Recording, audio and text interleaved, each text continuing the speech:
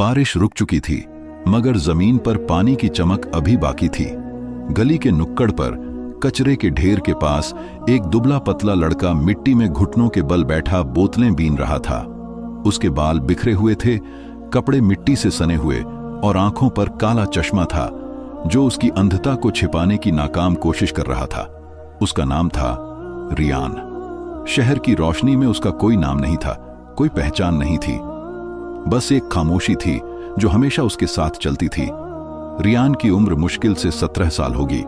बचपन में बुखार की एक लहर ने उसकी आंखों की रोशनी छीन ली थी और उसके बाद सब कुछ धुंधला हो गया। माँ बाप एक हादसे में चल बसे, रिश्तेदारों ने हाथ झाड़ लिए। अब उसकी जिंदगी एक कचरे के ढेर और कुछ खाली बोतलों के बीच कैद थी। लेकिन उसकी रूह वो कैद नहीं थी। वो कभी कभार आसमान से बातें करती थी, बारिश से दोस्ती करती थी और हवा के झोंकों में कुछ खोई खोई आवाजें सुनती थी। उसी रात जब हवा में नमी की खुशबू घुली हुई थी, रियान ने कचरे के नीचे से एक बोतल उठाई। बोतल आम सी थी, लेकिन उस पर कोई पुरानी मुहर लगी थी। जब रियान ने उस पर हाथ फेरा तो एक अजीब सा झटका उसकी उंगलियों में दौड़ा, जैसे कोई खामोश चीख उसकी सुनवाई से टकराई हो। रियान ने ठिठक कर बोतल को पास लाया और धीमे से कहा, तुम कुछ कहना चाहती हो? बोतल खामोश रही, लेकिन उसके अंदर एक नीला सा नूर चमका, जैसे चांदनी किसी पर्दे के पीछे से झांक रही हो। रियान की उंगलियां कांपने लगीं। उसने पहली बार महसूस किया कि वो किसी चीज को देख तो नहीं सकता, लेकिन महसूस जरूर कर सकता है। और ये बोतल, ये आम नहीं थी। रियान बोतल लेकर अपने पुराने झोपड़ीनुमा कमरे की तरफ चला। वो जगह जो शहर के आखिरी किनारे पर एक वीरान मैदान में थी, जहां से सिर्फ मीनारों की अजान और कुत्तों की भौंक सुनाई देती थी। उसने बोतल को अपने बिस्तर के पास रखा और धीमे लफ्जों में बोला, अगर तुम कोई राज हो तो मेरे ख्वाब में आना, क्योंकि ख्वाब ही मेरा दरवाजा है। उसी रात जब रियान सोया, वो ख्वाब आया। एक हरी झील के किनारे वो खड़ा था और सामने धुंध में लिपटी एक औरत की सूरत धीरे धीरे जाहिर हो रही थी। उसने बुर्का पहना था, चेहरा आधा छिपा था, मगर आंखें, वो आंखें जैसे शोले थीं। रियान, उसकी आवाज सदियों पुरानी थी। तुमने मुझे जगा दिया है, अब या तो मेरी कहानी पूरी करो या खुद इसका हिस्सा बन जाओ। रियान ने आंखें खोली तो बोतल की मुहर टूटी हुई थी और कमरे में हल्की सी खुशबू फैली थी, जैसे चंदन और पुरानी किताबों की महक। उसके दिल में धड़कन तेज हो गई। एक औरत की हंसी की हल्की सी गूंज हवा में सुनाई दी। कौन है? रियान ने कांपते लहजे में पूछा। खामोशी। फिर एक नरम औरत की आवाज, मैं जमरुद हूं, एक झंझादी। तुमने मुझे जगाया है, अब तुमसे मेरा वादा है। रियान ने कांपते हुए कहा, क्या तुम हकीकत हो या मेरे ख्वाब की कोख से निकली कोई गुमशुदा दुआ? जमरुद की आवाज अब भी सुकून भरी थी। मैं वो हकीकत हूं जो तुम्हारे दिल के अंदर छिपी थी। तुम्हारी तन्हाई ने मुझे खींचा, तुम्हारी खामोशी ने मुझे जगाया। अब हम एक दूसरे के राजदार हैं। अगली कुछ रातें अजीब थीं।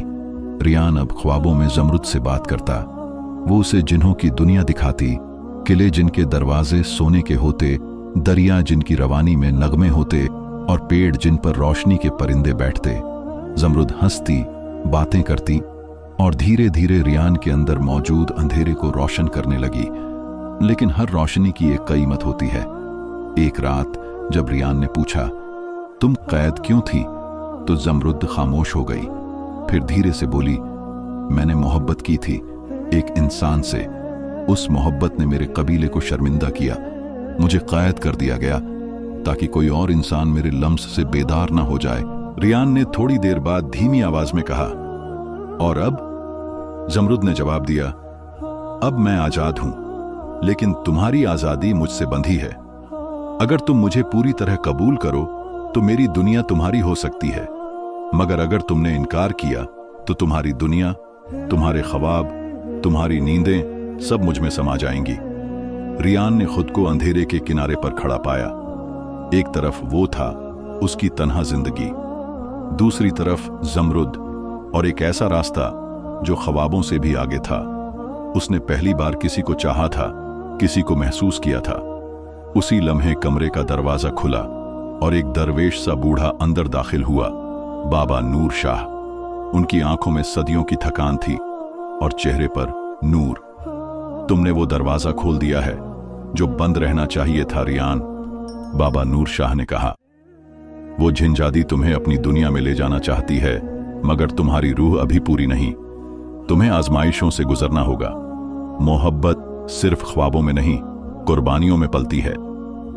रियान खामोश था, जमरुद भी खामोश थी, लेकिन उनके बीच एक नया दरवाजा खुल चुका था।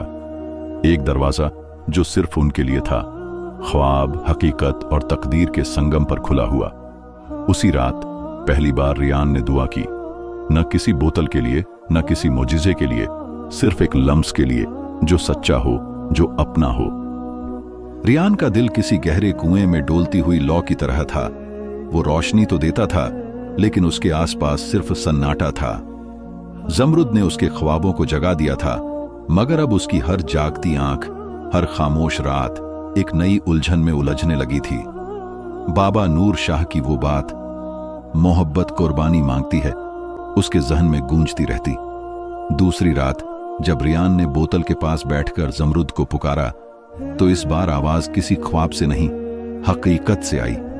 एक हल्की सी रोशनी ने कमरे की फिजा बदल दी, जैसे चांदनी जमीन पर उतर आई हो। जमरुद जाहिर हुई, इस बार पहली बार पूरी कदकाठी के साथ। उसने बुर्का ओढ़ा था, मगर उसकी मौजूदगी हवा में एक नाजुक सी हलचल पैदा कर रही थी। रियान ने दिल थाम कर कहा, तुम हकीकत में हो? मैं हमेशा हकीकत थी रियान, तुमने ही मुझे ख्वाब समझा। रियान ने कांपते हुए पूछा, अगर तुम कैद से आजाद हो गई हो तो यहां क्यों हो? जमरुद ने जमीन की तरफ देखा। कैद से निकलने के लिए मुझे किसी इंसान का लम्स, उसकी रूह का एक सच्चा वादा चाहिए था। तुमने वो वादा दिल से किया, मैं आजाद हो गई, लेकिन अब मेरी रिहाई पूरी नहीं जब तक तुम मेरे साथ ना चलो। कहां? मेरे जहान में, जहां वक्त रुकता नहीं मगर लम्हे कभी खत्म नहीं होते। रियान के दिल में एक अजीब सी लहर उठी। उसने सोचा, क्या वाकई वो इस दुनिया से निकल सकता है? क्या वाकई वो जिसने पूरी जिंदगी सिर्फ अंधेरे में गुजारी, अब रोशनी को छू सकता है? बाबा नूर शाह अगले दिन फिर आए। उनके चेहरे पर एक थकान थी जो गोया सदियों की मसाफत के बाद पैदा हुई हो। वो रियान के पास बैठे और धीमे से बोले, बेटा, मैं जानता हूं तुम्हें लगता है कि तुम तन्हा हो, कि ये दुनिया तुम्हें नहीं समझती, लेकिन जो तुम्हें बुलाती है वो मोहब्बत के लिबास में लिपटी एक पुरानी सजा है। रियान ने सादगी से कहा, बाबा जी, अगर वो सजा है तो मैं उसे कबूल करता हूं, क्योंकि पहली बार किसी ने मुझे देखा है, किसी ने मुझे महसूस किया है। बाबा नूर शाह ने रियान के सिर पर हाथ फेरा और सरगोशी में कहा, तो फिर तैयारी कर लो, क्योंकि हर मोहब्बत एक दरवाजा खोलती है, मगर हर दरवाजा जन्नत नहीं होता, कभी वो दोजख की दहलीज भी हो सकता है। उस रात जमरुद ने रियान का हाथ थामा। उसके लम्स में बर्फ और आग की मिली जुली तीव्रता थी। अपनी आंखें बंद करो और मेरे साथ चलो। रियान ने पलकें मूंह ली। हवा में एक भौर सा उठा और पल में दुनिया बदल गई। जब रियान ने आंखें खोली तो वो एक अजीब दुनिया में था। हर तरफ नीले पत्थरों के किले, आसमान पर परिंदे जो शोलों से बने थे, पेड़ जिन पर रोशनी की झालर लटक रही थी, और जमीन जो चांदी सी चमक रही थी। ये तुम्हारा जहान है? नहीं, जमरुद ने कहा, यह हमारा जहान हो सकता है अगर तुम इम्तिहान में कामयाब हो जाओ। रियान को 3 आजमाइशों से गुजरना था। पहली आजमाइश, खामोश दरिया की सरहद पर खड़ा होना, जहां हर कदम पर आवाज गूंजती थी, लेकिन सच्चाई सिर्फ खामोशी में छिपी थी। वहां एक नगमा सुनाई दिया जो सिर्फ दिल से सुना जा सकता था। रियान ने आंखें बंद की और वो नगमा उसके दिल से गुजरा जैसे किसी मां की लोरी। वो आगे बढ़ता गया, यहां तक कि दरिया ने रास्ता दे दिया। दूसरी आजमाइश, आईने की गली, जहां हर दीवार पर उसका चेहरा, उसकी कमजोरियां, उसकी महरूमियां नक्श थीं। उसने देखा कि एक आईने में वो बचपन का रियान था जो खिलौनों के लिए रोता था, दूसरे में वो लड़का जो भूखा सोता था, तीसरे में वो झिंजादी के साथ मुस्कुरा रहा था। एक हंसी जो उसने कभी देखी ही नहीं थी। उसने आंखें बंद की और कहा, मैं अपनी कमजोरियों को कबूल करता हूं, मैं इन्हीं से बना हूं। आईने चकनाचूर हो गए। तीसरी आजमाइश सबसे मुश्किल थी।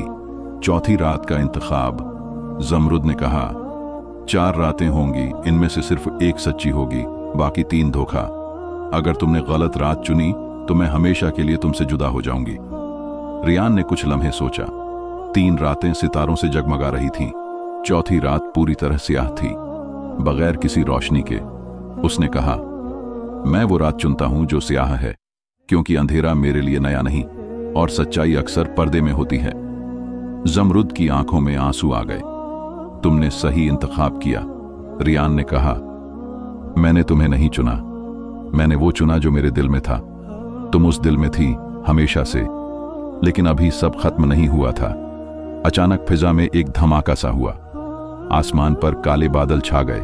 जमरुद ने घबराकर कहा, मेरे कबीले को खबर हो गई है, वो हमें अलग करने आएंगे। हमें वापस जाना होगा तुम्हारी दुनिया में। दोनों वापस उस कमरे में आ गए, मगर अब कमरा वैसा नहीं था। जमीन हिल रही थी, वक्त जैसे ठहर गया। जमरुद ने रियान का हाथ मजबूती से थामा और बोली, अगर तुम मेरे साथ आ गए तो इंसानों की दुनिया तुम्हारे लिए हमेशा के लिए बंद हो जाएगी। तुम एक नई हकीकत में जिंदा रहोगे, लेकिन कीमत सिर्फ एक चीज की है, तुम्हारी पहचान। रियान ने कुछ लम्हे खामोशी से उसकी आंखों में झांका। वहां खौफ था, वफा थी और एक उम्मीद की किरण जो टूटने से डर रही थी। उसने कहा, अगर मेरी पहचान तुमसे वाबस्ता है तो मैं हर वो कीमत अदा करने को तैयार हूं। जमरुद ने धीमे से आंखें बंद की, जैसे दिल में कुछ गिनती हो रही हो। अचानक जमीन हिलने लगी, कमरे की छत पर दरारें पड़ने लगीं और काले धुएं का एक गोल चक्कर जाहिर हुआ। गोल चक्कर से 3 कदावर जिन्न जाहिर हुए, लाल आंखें, सुनहरे बाल और जंजीरों जैसे स्याह कपड़े। उनका लीडर आगे बढ़ा और दहाड़ा, जमरुद बिन्त ए अजा, तुमने कबीले की मुकद्दस कसम तोड़ी है। तुमने इंसान से वादा किया है, तुम्हारा अंजाम मौत है। रियान ने जमरुद के सामने आकर सीना तान लिया। अगर उसकी मौत है तो मेरी भी, क्योंकि मैं उसके बगैर जिंदा नहीं रह सकता। वो जिन्न हंसा, लेकिन उसकी हंसी में जहर था। इंसान, तुम नादान हो, तुम्हें अंदाजा नहीं हम जिन्नात के कबीले कैसे फैसले करते हैं। बाबा नूर शाह उस वक्त कमरे में दाखिल हुए। उनके हाथ में एक पुरानी लकड़ी की छड़ी थी, जिस पर कुछ अजीब और गरीब नक्श थे। बस, ऐ जिन्नात के सरदार, इंसान और जिन्न के बीच मोहब्बत अगर खालिस हो तो तुम्हें उसमें दखल का हक नहीं। सरदार ने गुस्से से कहा, ये बुजुर्ग कौन है? बाबा नूर शाह ने जमीन पर अपनी छड़ी मारी और एक रोशनी बुलंद हुई। मैं वो हूं जिसके सीने में इस्म आजम की रोशनी है और जिसके दिल पर नूर ए इलाही की मुहर है। अगर तुमने इस लड़के और जिनजादी के रास्ते में रुकावट डाली तो अल्लाह के हुक्म से तुम्हें कैद कर दिया जाएगा, जिस तरह तुम्हारे आबा कैद किए गए थे। जिन्नात के चेहरे बदलने लगे। सरदार पीछे हटा और गुर्राया, अगर ये मोहब्बत खालिस है तो तुम दोनों एक और आजमाइश से गुजरो, एक ऐसी जिसमें दिल के सारे पर्दे हट जाते हैं। जमरुद ने हौले से कहा, कौन सी आजमाइश? सरदार ने कहा, तुम्हें 7 दिन और 7 रातें एक ऐसी दुनिया में गुजारनी होंगी जहां तुम दोनों एक दूसरे को खो बैठोगे, लेकिन अगर तुमने फिर भी एक दूसरे को ढूंढ लिया तो तुम्हारा इश्क सच्चा है। रियान ने फौरन कहा, कबूल है, और अगले ही लम्हे गोल चक्कर ने दोनों को निगल लिया। रियान ने जब आंख खोली तो वो एक सुनसान रेगिस्तान में था, न जमरुद न कोई और। वो पूरी तरह तन्हा था और अजीब बात यह कि वो अंधा था। उसकी बीनाई वापस जा चुकी थी। या अल्लाह, उसने आसमान की तरफ हाथ उठाकर कहा, यह कैसी आजमाइश है? एक आवाज उसके दिल में आई, तुमने रोशनी मांगी थी, अब तुम्हें खुद तलाश करना है। 7 दिन 7 रातें, प्यास, भूख, थकान और तन्हाई। रियान सिर्फ जमरुद का नाम पुकारता रहा। वो हर सिमत दौड़ता, कभी किसी पेड़ से टकरा जाता, कभी किसी पथरीली जमीन पर गिर पड़ता। उसके कपड़े फट गए, पांव जख्मी हो गए। दूसरी तरफ जमरुद भी कैद में थी, एक आईने के किले में, जहां हर आईना रियान का अक्स दिखाता, लेकिन हर बार वो अक्स उससे दूर हो जाता। वो चीखती, रोती, लेकिन अक्स कभी उसके करीब ना आता। छठी रात को रियान निढाल होकर जमीन पर गिर पड़ा। या अल्लाह, अगर ये मेरी आखिरी रात है तो मुझे एक बार बस उसकी आवाज सुना दे। उसी लम्हे हवा में जमरुद की आवाज गूंजी, रियान। वो उठ बैठा, जमरुद, तुम कहां हो? मैं तुम्हारे दिल में हूं रियान, वहीं देखो जहां तुमने पहली बार मुझे महसूस किया था। रियान ने अपनी छाती पर हाथ रखा और दिल ही दिल में दुआ के लहजे में बोला, या रब, अगर तू चाहे तो पत्थरों को फाड़कर चश्मे निकाल सकता है। मेरे दिल को वो रास्ता दिखा दे जिस पर जमरुद हो। अचानक एक रोशनी उसके दिल से निकली और रेगिस्तान में एक राह बनने लगी। जमरुद के कैले में वो आईना चमका और पहली बार अक्स उसके करीब आया। वो दोनों एक दूसरे की सिमत लपके और 7वें दिन के सूरज के साथ वो दोनों एक ही जगह पर पहुंचे। जैसे ही उनके हाथ मिले, गोल चक्कर दोबारा खुला और जिन्नात का सरदार जाहिर हुआ। तुमने आजमाइश पूरी की, मोहब्बत को साबित किया, लेकिन अब तुम्हें आखिरी फैसला करना होगा। क्या फैसला? रियान ने कहा। तुम्हें 2 में से एक चीज चुननी है, या तो इंसानों की दुनिया या जमरुद। रियान ने कहा, जमरुद मेरी दुनिया है। और जैसे ही उसने ये कहा, आसमान पर नूर बरसने लगा। बाबा नूर शाह की आवाज गूंजी, मोहब्बत अगर अल्लाह के दायरे में हो तो वो कुर्बानी भी देती है और इनाम भी। जिन्नात गायब हो गए। जमरुद ने रियान की पेशानी पर बोसा दिया और कहा, अब वक्त है तीसरे दरवाजे के खुलने का, जहां तुम न इंसान रहोगे न जिन्न, बल्कि एक ऐसी हकीकत का हिस्सा बनोगे जिसे सिर्फ मोहब्बत वाले जानते हैं। रियान ने धीमे से कहा, मैं तैयार हूं। रात की खामोशी में सितारे ऐसे लग रहे थे जैसे आसमान पर किसी ने आंसुओं से चमकदार दुआएं लिख दी हों। जमीन पर रियान और जमरुद एक दूसरे का हाथ थामे उस सुरंग में दाखिल हो चुके थे, जहां रोशनी और अंधेरे के बीच सिर्फ वही रह सकते थे जिन्होंने दिल की आंख से सच्चाई को देखा हो। उनके कदम एक ऐसी दुनिया में पड़े थे जिसे वादी ए सरगुज़श्त कहा जाता था। यहां हर पेड़, हर पत्थर, हर हवा का झोंका मांझी का एक राज सुनाता था। उनके सामने जो राह थी वो सिर्फ उनके इश्क की रोशनी से रोशन हो रही थी। जमरुद ने धीमे से कहा, अब हम वापस नहीं जा सकते। आगे जो भी है वो या तो हमें फना कर देगा या हमेशा के लिए एक कर देगा। रियान ने नजरें झुकाईं। वो अभी तक खुद को एक सादा बलालगंज का लड़का समझता था जिसका काम टूटी बोतलें उठाना था, लेकिन अब वो एक ऐसी दुनिया का मुसाफिर बन चुका था जहां लफ्जों से ज्यादा सन्नाटा बोलता था। अचानक उनके सामने एक सफेद दरवाजा जाहिर हुआ। दरवाजे पर न कोई दस्तक दी जा सकती थी, न कोई कुंडी थी, सिर्फ एक आयत लिखी थी, वजलना बैनहुमा मवद्दतन व रहमा, और हमने उनके बीच मोहब्बत और रहम रख दी। रियान ने दिल में इस आयत को दोहराया और दरवाजा खुद ब खुद खुल गया। अंदर वो रोशनी थी जो आंखों को नजर नहीं आती, वो सुकून था जो सिर्फ दिल को महसूस होता है। वहां एक बुजुर्ग शख्सियत मौजूद थी जिनके चेहरे पर नूर की झलक थी और आंखों में एक जहान छिपा हुआ था।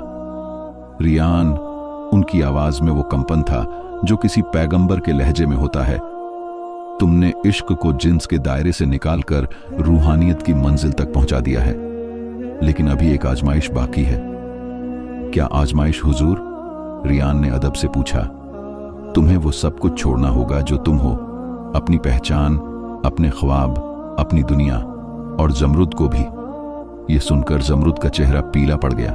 नहीं, हमने तो इश्क को पा लिया था, हमने आजमाइशें झेल ली। बुजुर्ग ने मोहब्बत से कहा, बेटी, इश्क की सबसे बड़ी आजमाइश विसाल नहीं, जुदाई में वफा है। वो दोनों खामोश हो गए। तुम्हें एक बार फिर बलालगंज की गलियों में वापस भेजा जाएगा, जहां तुम्हें दोबारा वही गरीबी, वही तन्हाई, वही भूखा पेट मिलेगा, लेकिन तुम्हारी यादें मिटा दी जाएंगी। तुम जमरुद को भूल जाओगे और वो तुम्हें। रियान के गले में जैसे कुछ अटक गया हो। फिर हमने ये सब क्यों सहे, अगर आखिर में एक दूसरे को खोना ही था। बुजुर्ग की आंखों में आंसू आ गए। बेटा, इश्क का मकसद विसाल नहीं, इश्क का मकसद खुद को फना करके रब को पाना है। रियान ने जमरुद की तरफ देखा। वो उसकी आंखों में डूबना चाहता था, लेकिन वो आंखें नमी से धुंधला रही थीं। जमरुद ने कहा, अगर तुम मुझे भूल जाओगे और मैं तुम्हें, तो क्या वाकई हम फना हो जाएंगे? बुजुर्ग ने जवाब दिया, नहीं बेटी, मोहब्बत फना नहीं होती, वो दिल की मिट्टी में बीज बन जाती है। वक्त आएगा जब ये बीज फिर फूटेगा, शायद किसी और वक्त, किसी और दुनिया में, या रब की बारगाह में। अचानक जमीन कांपने लगी। एक जोरदार रोशनी ने सब कुछ लपेट लिया और जब आंख खुली, रियान दोबारा उसी नाले के किनारे लेटा था। जिस्म पर वही पुराने कपड़े, आसपास वही बोतलें, वही गर्दो गुबार, लेकिन दिल में अजीब सा सुकून था, जैसे कोई दुआ अंदर गूंज रही हो, जैसे कोई भूली हुई याद रूह के अंदर कहीं चुपके से मुस्कुरा रही हो। उसे कुछ याद नहीं था, न जमरुद, न जिन्नात, न बाबा नूर शाह, लेकिन जब भी सूरज की किरण पानी पर पड़ती और वो शफ्फाफ रोशनी उसकी आंख में चुभती तो उसे ऐसा लगता जैसे कोई कह रहा हो, तुम खास हो, तुम्हें चुना गया था। उधर दूसरी दुनिया में जमरुद एक नखलिस्तान के किनारे बैठती थी और जब हवा में कोई खास खुशबू उड़ती तो वो बेइख्तियार बोल उठती, रियान। एक दिन रियान लाहौर की पुरानी गलियों में बैठा बोतलें बीन रहा था कि एक छोटे बच्चे ने उससे आकर कहा, चाचू ये लें, मेरी बोतल गिर गई थी।